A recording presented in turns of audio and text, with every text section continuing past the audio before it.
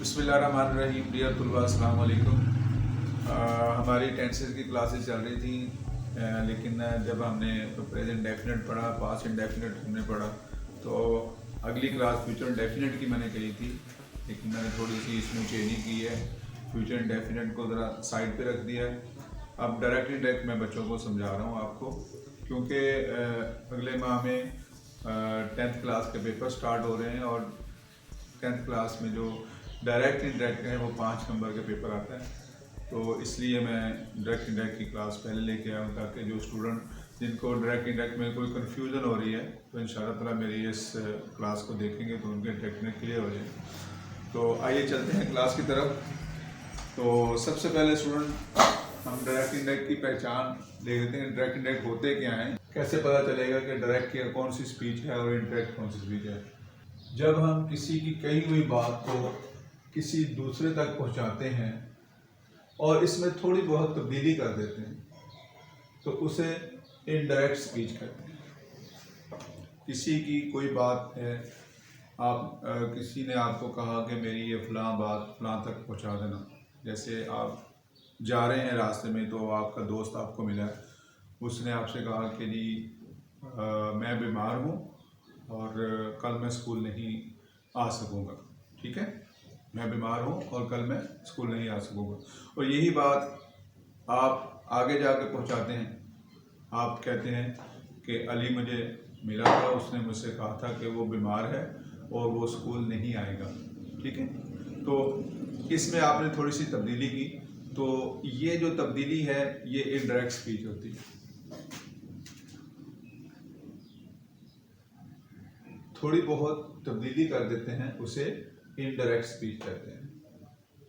अगर जो बात हमने सुनी उसमें कोई तब्दीली किए बगैर किसी दूसरे तक पहुंचा दें तो उसे डायरेक्ट स्पीच कहते हैं।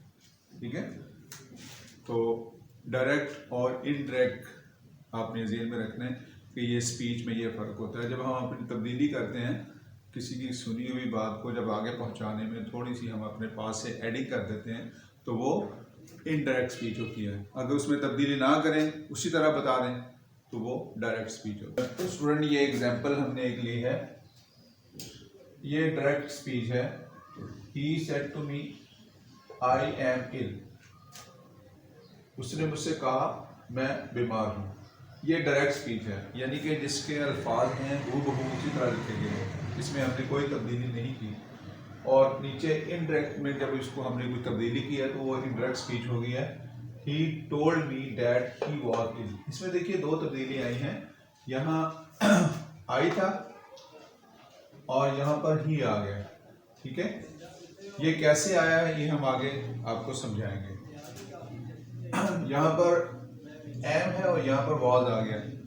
ये तब्दीली क्यों आई है ये भी हम आपको बताएंगे। बाकी यहाँ पर सेड है और यहाँ पर टोल्ड आ गया। ठीक है, ये जो डायरेक्ट स्पीच है, पहले ये रिपोर्टिंग स्पीच है और ये रिपोर्टेड स्पीच है। ये आगे मैं आपको तफसील से बता दूंगा। ठीक है, दो स्पीच होती है इसमें, एक रिपोर्टिंग होती है और एक रिपोर्टेड होती है। ठीक है, रिपोर्टिंग स्पीच कॉमे में लिखी जाती है और रिपोर्टेड स्पीच इन्वर्टेड कॉमा में लिखी जाती है। और जब इसको हम इंटरेक्ट करते हैं तो मोमेंट जो सेड है उसको टोल्ड में बदल देते हैं। ठीक है, और कॉमे खत्म करके, इन्वर्टेड कॉमा खत्म करके, डैट लगाकर आगे पर्सन चेंज करके और ज़माना चेंज करके हम इसको लिख देते हैं। अब ये ज़माने किस तरह तब्दील होते हैं ये मैंने आपको बताना है। ठीक है, ये ध्यान रखना है, ये डायरेक्ट स्पीच है और ये इनडायरेक्ट स्पीच है। अभी आपको मैंने सिर्फ एग्जांपल बताई हैं, इसको ध्यान में रखें। डायरेक्ट और इनडायरेक्ट स्पीच कैसे लिखी जाती है। ठीक है, डायरेक्ट स्पीच इस तरह लिखी जाती है और इनडायरेक्ट स्पीच आपने इस तरह लिखनी है। जो तब्दीली आई है ये हमने कैसे करनी है हम आगे चल के आपको बताते हैं। तो स्टूडेंट, डायरेक्ट स्पीच में दो स्पीच होती हैं, एक रिपोर्टिंग स्पीच होती है और एक रिपोर्टेड स्पीच होती है। रिपोर्टिंग स्पीच, ये ही सेड टू मी, ये रिपोर्टिंग स्पीच है। और रिपोर्टिंग स्पीच के फौरन बाद आपने कॉमा लगाना है, ये कॉमा लगाओ। उसके बाद आई एम इल, ये रिपोर्टेड स्पीच है और रिपोर्टेड स्पीच शुरू करने से पहले आपने इन्वर्टेड कॉमा डालना है। ये दो कॉमे जो उल्टे डले हुए हैं, एक ये और एक ये इन्वर्टेड कॉमाज हैं, ठीक है। आई एम इल और फुल स्टॉप डालना है आपने, उसके बाद आपने इन्वर्टेड कॉमा को क्लोज कर देना है। ये रिपोर्टेड स्पीच है। Reporting speech, he said to me I am ill, reported speech. तो ये स्पीच का आपने ज़हन में लाजमी रखना है, क्योंकि इस रिपोर्टिंग स्पीच ही की वजह से हमने रिपोर्टेड स्पीच में तब्दीलियां लानी है कुछ, ठीक है। अगर रिपोर्टिंग स्पीच प्रेजेंट में होगी या फ्यूचर में होगी तो ज़माना तब्दील नहीं होगा, पर्सन सिर्फ तब्दील होंगे। अगर रिपोर्टिंग स्पीच पास्ट टेंस में है, जैसे ये है पास्ट टेंस, सेड है, इसकी फर्स्ट फॉर्म से है, अगर पास्ट टेंस में होगी तो फिर रिपोर्टेड स्पीच का ज़माना भी तब्दील होगा और इसका पर्सन भी तब्दील होगा। अगर प्रेजेंट में होगी तो जस्ट पर्सन चेंज होगा, ज़माना तब्दील नहीं होगा, ठीक है। अब पिछले मैंने आपको बताया था ये वॉज क्यों आया है तो यहाँ पर प्रेजेंट टेंस था, यहाँ पर पास्ट टेंस आ गया, ठीक है। अब इसकी जो तब्दीलियाँ हैं जो जहन में आपने रखनी है कि तब्दीलियाँ कैसे करनी है। अगर रिपोर्टिंग स्पीच पास्ट टेंस में हो तो कौन कौन सी तब्दीलियाँ टेंस में आएंगी, वो मैं अभी आपको एक फॉर्म चार्ट बना के दिखाता हूँ, तो इंशाल्लाह ताला बड़ा इजी हो जाएगा आपको। तो स्टूडेंट, अगर रिपोर्टिंग स्पीच पास्ट टेंस में होगी तो ज़माना तब्दील किया जाएगा, इसलिए दर्ज झेल असूलों को अच्छी तरह देनशीन करना। पीछे हमने जो एग्जांपल ली थी रिपोर्टिंग स्पीच की और रिपोर्टेड स्पीच की, वो आपको समझ आ गई है। रिपोर्टेड स्पीच के अंदर ये तब्दीलियाँ आएंगी अगर रिपोर्टिंग स्पीच पास्ट टेंस में होगी, ठीक है। फर्स्ट फॉर्म को सेकंड फॉर्म में बदल दें, फर्स्ट फॉर्म को सेकंड फॉर्म में बदल दें। इज आर एम को वाज वर में बदल दें, वाज वर हैड बीन में बदल जाएगा। सेकंड फॉर्म को हैड प्लस थर्ड फॉर्म में बदल दें। हैज और हैव को हैड में बदल दें। हैड नो चेंज, अगर हैड आ जाएगा तो फिर उसमें तब्दीली आपने नहीं करनी। विल और शेल को वुड में बदल दें। कैन को कुड में तब्दील कर दें। मे को माइट में बदल दें। वुड, कुड, माइट, शुड और टू, इन सब में अगर ये आ जाए रिपोर्टेड स्पीच में तो नो चेंज, कोई तब्दीली नहीं करनी, जिस तरह है एज इट इज लिख रहे हैं। जैसे हमने यहाँ पर नो चेंज किया, हैड आ गया तो नो चेंज। इसी तरह ये सारे अल्फाज वुड, कुड, माइट, शुड और टू अगर आ जाए तो इसमें भी तब्दीली नहीं करनी। मस्ट अगर आ जाए तो उसको हैड टू में बदल दें। नाउ को देन में तब्दील कर दें। हियर को देयर में तब्दील कर दें। दिस को डैट में, सो को दस में, बिफोर को अगो में, टुडे को दैट डे में, टू नाइट को दैट नाइट, टुमारो को the next day, yesterday the previous day, interrogative को पॉजिटिव में। यानी कि डायरेक्ट इनडायरेक्ट जब स्पीच आएगी, इनडायरेक्ट शब्द अगर कभी भी फिक्रा आपका इंट्रोगेटिव में नहीं आएगा, हमेशा पॉजिटिव में आएगा, ये ज़हन में आप आए, ठीक है। अब ये तो हमने सीख लिया स्टूडेंट कि हमने ज़माना कैसे तब्दील करना है। अब पर्सन की तब्दीली है थोड़ी सी, वो भी हम आपको बता देते हैं कि जब पर्सन है वो कैसे तब्दील करने हैं, उसका क्या रूल्स है, ताकि आपको ज़माना तब्दील करना आ गया है। अब पर्सन की तब्दीली हम सीखेंगे, उसके बाद फिर हम हर एक फ़िक्रे की हम जो सी है एग्जाम्पल लेंगे ताकि आपको अच्छी तरह ज़हन नशीन होंगे।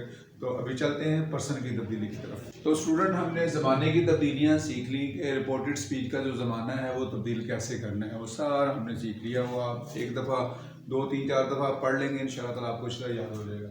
अब हम जो रिपोर्टेड स्पीच में जो पर्सन की तब्दीली होती है, रिपोर्टेड स्पीच जो इन्वर्टेड कोमा के अंदर लिखी जाती है, उसमें जो पर्सन की तब्दीली होती है उसके असूल जहन में रख लें।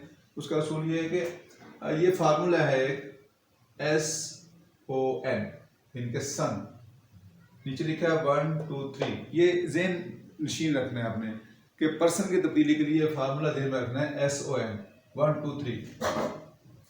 जो फर्स्ट पर्सन आएंगे रिपोर्टेड स्पीच के अंदर, फर्स्ट पर्सन के अंदर आई, माई, मी, वी और अस, ये सारे के सारे फर्स्ट पर्सन है। फर्स्ट पर्सन जब तब्दील होंगे वो रिपोर्टिंग के सब्जेक्ट से तब्दील होंगे। फर्स्ट पर्सन जो रिपोर्टेड स्पीच में आएंगे वो रिपोर्टिंग स्पीच के सब्जेक्ट के साथ तब्दील होंगे, ठीक है। आगे जो सेकंड पर्सन है वो रिपोर्टिंग स्पीच के ऑब्जेक्ट से तब्दील होगा। सेकंड पर्सन रिपोर्टिंग स्पीच के ऑब्जेक्ट से तब्दील होगा और सेकंड पर्सन में सिर्फ यू और योर आएगा, यू योर। जब भी ये रिपोर्टिंग स्पीच के अंदर यू या योर आ गए, आपने फौरी तौर पर रिपोर्टिंग स्पीच के ऑब्जेक्ट पे जाना है, उसमें जो ऑब्जेक्ट होगा उसके मुताबिक आपने तब्दीली करनी है। इसकी एग्जांपल मैं आपको आगे बताता हूँ, ठीक है। अब थर्ड पर्सन जो है उसमें नो चेंज, उसमें कोई तब्दीली नहीं आएगी। ये एन का मतलब यही है, नो चेंज। मैं यहाँ लिख ही देता हूँ, third person no change, no change. Third person अगर आ जाएगा रिपोर्टेड स्पीच के अंदर, उसमें कोई तब्दीली नहीं आएगी, वो उस एज इट इज जैसे आएगा उसी तरह आपने लिखना है, ठीक है। थर्ड पर्सन में he, his, him, she, her, they, their, them ये आएंगे। इसको आपने इसी तरह एज इट इज लिख देना है, इसमें कोई आपने तब्दीली नहीं करनी है, ठीक है। तो ये आपको पर्सन की तब्दीली का आपने ये चार्ट है, इसको आप चाहे कहीं नोट बना के लिख लें, अपनी डायरी पे लिख लें, ताकि ये लिखा हुआ होगा तो आपको ज़हन नशीन रहेगा। First person change into reporting subject, second person change into reporting speech object, and third person no change. Reported speech में अगर थर्ड पर्सन आएगा तो उसमें आपने तब्दीली नहीं करनी है। तो स्टूडेंट हम आगे अब इनकी एग्जांपल ले लेते हैं। हर कैटेगरी में आपको एक एक दो एग्जांपल मैं बता देता हूँ, ताकि किसी किस्म का भी आपको अगर फिक्र आ जाता है डायरेक्ट में किसी भी कैटेगरी में से, तो आप उसको आसानी के साथ कर लें। सबसे पहले आपने पर्सन की तब्दीली ध्यान में रखनी है, फिर आपने जो टेंस है, जो ज़माना है, उसकी तब्दीली ध्यान में रखनी है, फिर ये जो एग्जांपल मैं आपको दूंगा इसको आपने ज़हन नशीन रखना है। इंशाअल्लाह ताला आपको किसी भी तरह का अगर डायरेक्ट का फिक्र आ जाता है एग्जामिनेशन हॉल में, तो आप उसको इंटरेक्ट आसानी से कर सकेंगे। तो चलते हैं एग्जाम्पल की तरफ। जी स्टूडेंट, सबसे पहले हम बढ़ते हैं एजर्टिव सेंटेंसेस। एजर्टिव सेंटेंसेस क्या होते हैं? वो तमाम के तमाम फिक्रे जो टेंस के सादा फिक्रे, यानी कि जो पॉजिटिव फिक्रे हों, जितने भी टेंस हमने पढ़े हैं उसमें जो पॉजिटिव सेंटेंसेस हैं वो तमाम के तमाम एजर्टिव में आते हैं। और जब भी रिपोर्टेड स्पीच में एजर्टिव टेंस आ जाए, एजर्टिव सेंटेंस आ जाए, तो इन फिक्रों में आपने कॉमर्स को हटा देना, कॉमर्स ख़त्म कर देना, यानी कि ये भी कॉमा ख़त्म हो जाएगा, ये भी ख़त्म हो जाएगा, ये भी ख़त्म हो जाएगा। तो वहाँ पर आपने डैट लगा देना, ठीक है। कॉमा को हटाने के बाद डैट लगा देना। ये हमने एग्जाम्पल ली है, He says to me, I like tea. वो मुझसे कहता है मैं चाय पसंद करता हूँ। तो जो रूल्स हमने पढ़े हैं स्टूडेंट, उसमें हमने ये देखिए पढ़ा था कि अगर रिपोर्टिंग स्पीच, कॉमे में रिपोर्टिंग स्पीच होती है, रिपोर्टिंग स्पीच देखें अब प्रेजेंट टेंस में है, तो जब प्रेजेंट टेंस में होगी तो हमने रिपोर्टेड स्पीच का ज़माना तब्दील नहीं करना है, ज़माना तब्दील नहीं करना है, अलबत्ता पर्सन तब्दील होगा। और पर्सन का असूल हमने सीख लिया है, इसको हम चेंज करते हैं, फिर आपको बताता हूँ। He says to me, he tells me that he likes tea। अब सिर्फ ज़हन में ये रखना है आपने कि first person change into subject, subject में ही है तो हमने ही यहाँ पर लिख दिया, आई नहीं लिखा। यहाँ पर फर्स्ट फॉर्म थी, अगर यहाँ पर रिपोर्टेड स्पीच पास्ट टेंस में होती तो first form change into second form, लेकिन अब हमने इसको सेकंड फॉर्म में तब्दील नहीं किया, फर्स्ट फॉर्म को फर्स्ट फॉर्म ही रहने दिया, लेकिन इसके साथ एक इजाफा कर दिया है, एस का इजाफा किया है। वो क्यों किया है कि फर्स्ट फॉर्म के साथ अगर प्रेजेंट डेफिनेट होगा, ही, शी, इट और सिंगुलर के साथ, थर्ड पर्सन सिंगुलर के साथ हम फर्स्ट फॉर्म के साथ एस ही एस का इजाफा करते हैं, तो इसलिए हमने एस का इजाफा कर दिया, ठीक है। तो ये आपका एक सेंटेंस तब्दील हो गया। सेकंड जो हमारा डायरेक्ट का फिक्रा है, शी विल से, ये कॉमा आ गया इन्वर्टेड कॉमा के अंदर, यहाँ से लेकर यहाँ तक रिपोर्टिंग स्पीच है, ये इन्वर्टेड कॉमा स्टार्ट हो गए। I am planning, I am playing, I am playing, वो कहेगी मैं खेल रही हूँ, ये इसका उर्दू है। उर्दू ऐसे ज़हन में ना भी है कोई मसला नहीं है, असल की जो रूल्स आपको बताए हैं कि ज़माना को कैसे तब्दील करना है और जो प्रोनाउन है उसको अपने पर्सन को कैसे तब्दील करना है, ठीक है। तो नीचे आइए, ये डायरेक्ट स्पीच है। She will tell, she will say को हमने शी विल टेल में तब्दील कर दिया। मैंने आपसे कहा था कि रिपोर्टिंग स्पीच प्रेजेंट में या फ्यूचर में होगी तो फिर ज़माना तब्दील नहीं करना। शी विल टेल ये फ्यूचर में है रिपोर्टिंग स्पीच।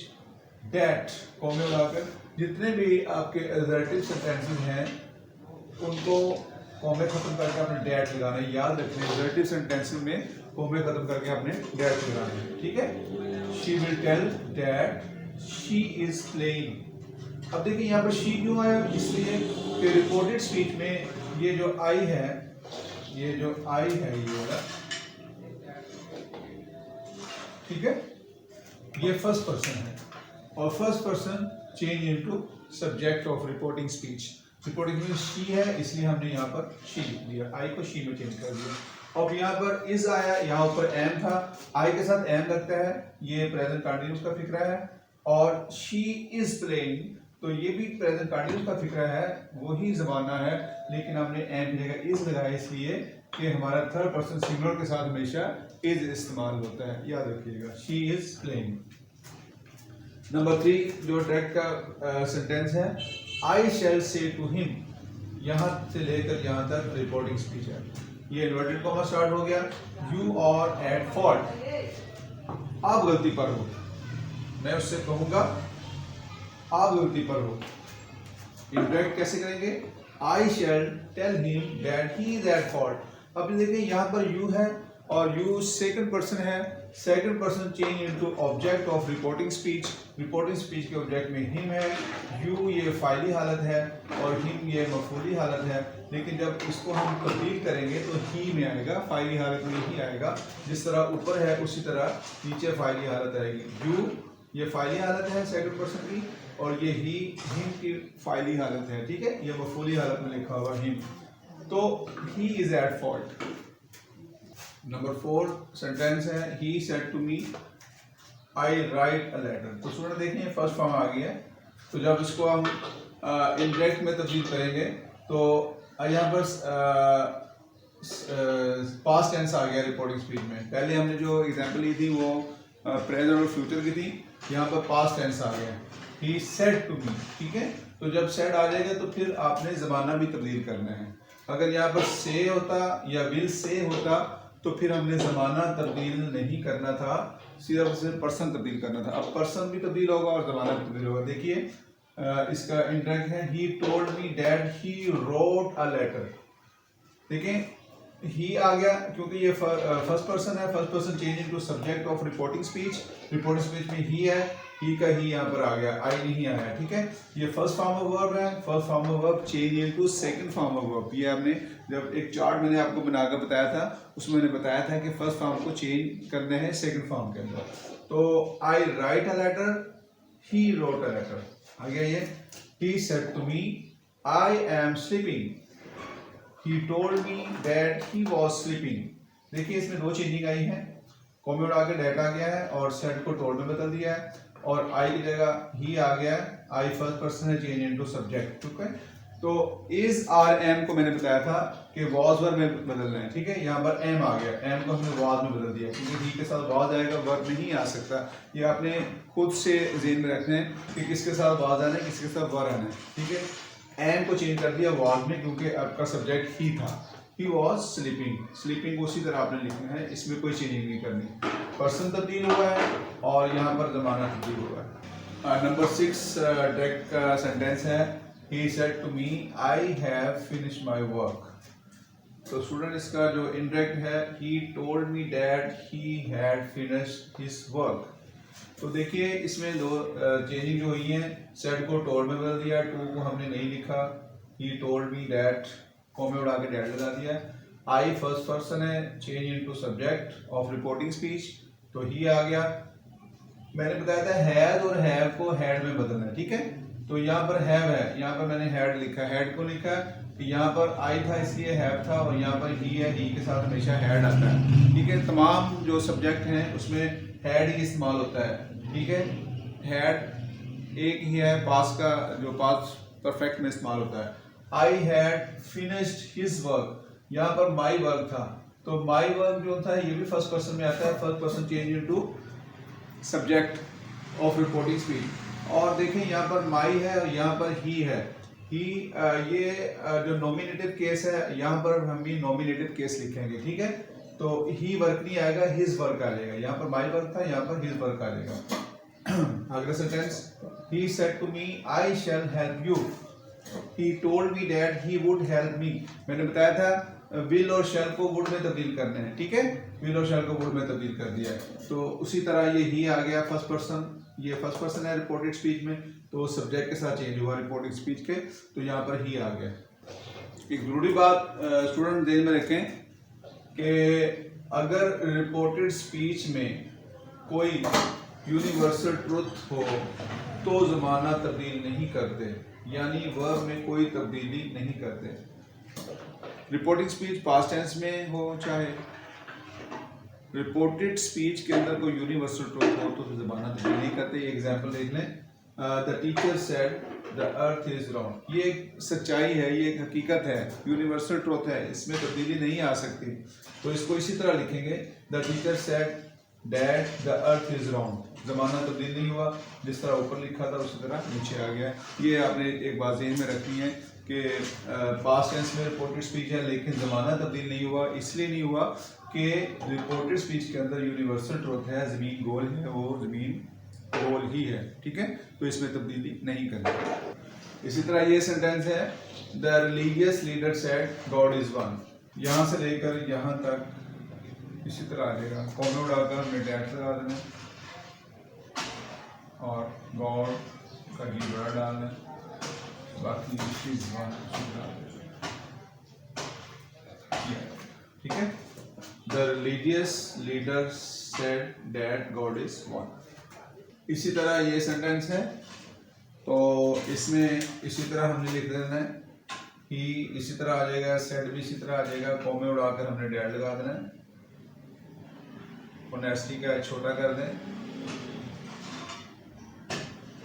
बाकी सारे का सारा यहाँ से लेकर यहाँ तक उसी तरह लिखना है, सेम रिटो करना है आपने, ठीक है। He said that honesty is the best policy, ठीक है, कोई चेंज नहीं आएगी। यहाँ पर आखिर में फुल स्टॉप आपने डालना है, कॉमे खत्म कर देना। तो स्टूडेंट उम्मीद है कि ये आपको जो लेसन है डायरेक्ट इनडायरेक्ट के बारे में कुछ समझ अच्छी तरह आ गया होगा। मैंने इसको पहले एजर्टिव जो सेंटेंसेस हैं ये मैंने आपको बताया है कि एजर्टिव सेंटेंसेस के अंदर आपने कॉमे ख़त्म करने के बाद आपने डैट का इस्तेमाल करना है। तो इसी तरह मैंने तब्दीली बताई है कि अगर रिपोर्टिंग स्पीच प्रेजेंट में होगी या फ्यूचर में होगी तो फिर रिपोर्टेड स्पीच का जो है ज़माना वो तब्दील नहीं होगा, सिर्फ पर्सन तब्दील होगा। और पर्सन तब्दीली की मैंने आपको सारी बता दी है, सन का फार्मूला बता दिया है, ठीक है, कि फर्स्ट पर्सन कैसे चेंज होंगे रिपोर्टिंग स्पीच से, और सेकंड पर्सन रिपोर्टिंग स्पीच से कैसे चेंज होंगे, और थर्ड पर्सन में मैंने बताया कि कोई तब्दीली नहीं आएगी। तो अगले वीडियो में इंशाल्लाह ताला मैं आपके नेक्स्ट जो है वो इंट्रोगेटिव सेंटेंसेस लेके आऊँगा कि इंट्रोगेटिव सेंटेंसेस में अगर डायरेक्ट स्पीच में आए तो उसको इंटरेक्ट कैसे करते हैं। इसको अच्छी तरह ध्यान रखिएगा। और ये काफ़ी हद तक जब आप कोई भी बोर्ड का पेपर उठा लें तो एजर्टिव सेंटेंस में से एक या दो फिक्र लाजमी आ जाते हैं। तो 5 नंबर का तो पेपर होता है, डायरेक्ट इनडायरेक्ट का 5 नंबर होते हैं, उसमें 10 सेंटेंस दिए होते हैं, 10 में से आपने 5 करने होते हैं। तो ये आप इसमें से कम इस फार्मूलेशन के तहत आप 2 कम से कम जो हैं 2 नंबर आप ले सकते हैं। तो आगे जो है इंशाल्लाह ताला हम इंट्रोगेटिव सीखेंगे। अगर आपको वीडियो अच्छी लगी हो, इसमें से आपने कुछ सीखा हो तो आगे दोस्तों को भी शेयर करें और इसको आप दोस्तों को शेयर करें। और मेरे चैनल जाबर खान इंग्लिश जो है उसको आप सब्सक्राइब करें। और अगर सब्सक्राइब नहीं किया तो कर लें, क्योंकि एक ही मरतबा सब्सक्राइब करना होता है, उसके बाद फिर आपको नई आने वाली जो सी है वीडियो उसका नोटिफिकेशन मिल जाता है। बेल आइकन को भी प्रेस करें। तब तक के लिए नेक्स्ट वीडियो लेके आता हूँ, तब तक के लिए अल्लाह हाफ़िज़।